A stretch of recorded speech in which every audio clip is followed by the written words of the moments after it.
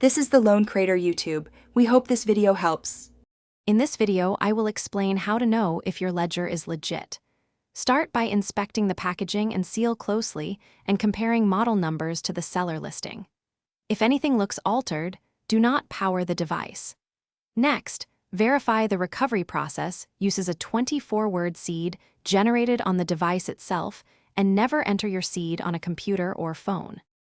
Check firmware authenticity by updating only through the device and official app procedures.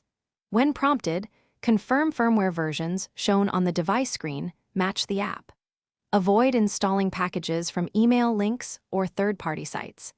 If the device requests a seed during setup, ensure the seed is generated on the device and never follow typed seed instructions from anyone. To confirm your addresses, display the receive address on the device and compare it to the app before sending funds. Send a small test amount first and wait for confirmation on Chain Explorers if needed.